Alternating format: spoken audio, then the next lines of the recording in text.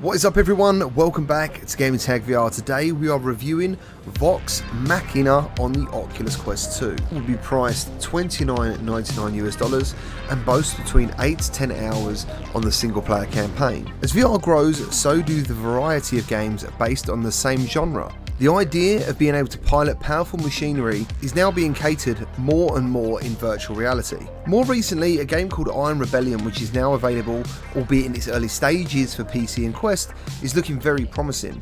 But that to me is a mech game. It's got a really cool startup sequence, it's fast, frantic online arcade action, but some of us want something deeper.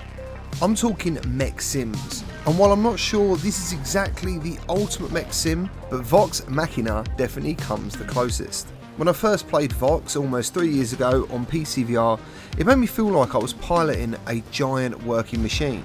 Little things like having a loud truck horn, a CB radio, a working cockpit. There was dust and rust, and it just astonished me. On PC you could only play online, and it was absolutely glorious. Your mech's limbs can be damaged, leaving you to hobble around and eventually blow up.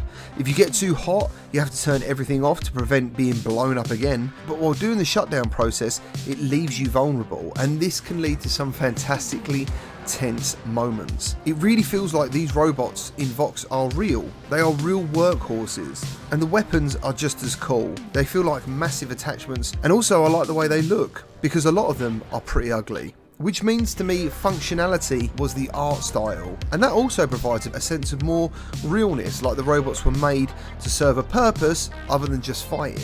And I like that, it just adds that realism to me.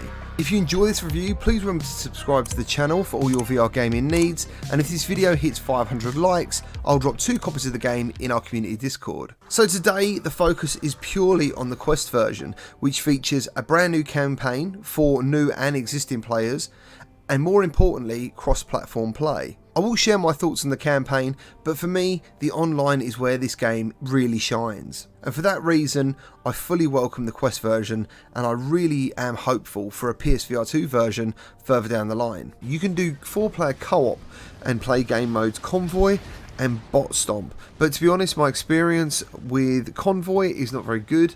Personally at the moment, the Convoy tends to get stuck and it kind of ruins the mission, but hopefully when this releases fully and not the press release, hopefully there's been some updates to how the Convoy navigates the maps.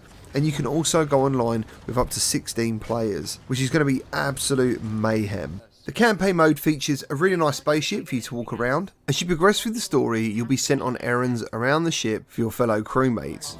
I need a lot of supplies for it that can only be found around the ship. If you help me get those items, you will be rewarded. You can chat with your AI watch, and then you'll have to sleep between missions. My receptors are overloaded. Perhaps it's time you went to sleep. The NPC's looks and their body language is like a mixture of Thunderbirds and Fallout, which can be pretty funny, and early build issues aside, like my legs twisting around the wrong way as I walked, it was a pretty solid experience. I only had one hard crash the whole time I played. The voice acting ranges from good to acceptable, and the story is good enough to keep you playing. When it comes to presentation, I had my doubts if the Quest was up to the task. However, my fears quickly melted away while playing the very first campaign. And in fact, it left me pretty astonished. I'm not really sure how the developers, Space Bullet Dynamic, haven't lost anything bringing the game to Quest. There's definitely some low, muddy looking textures, and the terrain is definitely lacking the gorgeous detail from its big brother PC version, but for a mobile VR headset, I think this game looks really fantastic. When you enter the game, you'll be greeted with a console, and you'll be inside a massive hangar displaying your mech. Reminds me of films like Pacific Rim, just seeing these huge robots standing in front of you. It's absolutely fantastic. There's also a multitude of items that you can customize your avatar with, so when you're sitting there and you're talking on the CB radio, their avatar is displayed, and I love that. From there you will find a variety of rigs from all different sizes with all different specs. Personally, my favourite gun is the railgun, and I tend to go for the biggest and highest armoured mech possible. But with playing on online, the lighter classes can be such a pain because they're so fast moving around, because you don't just walk in Vox Machinae, you use jets. So to summarise my thoughts on Vox Machinae, I already rated it very highly. And with its arrival on Quest and cross-platform, it only pushes my recommendation even higher.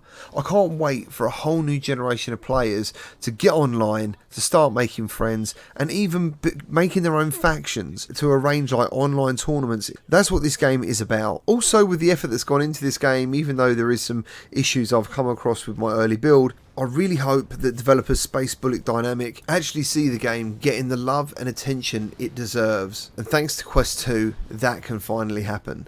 I hope you enjoyed this review. If there's anything else you need to know, or if you've got any questions, leave them in the comments below. And as always, thank you for watching. See you on the next one.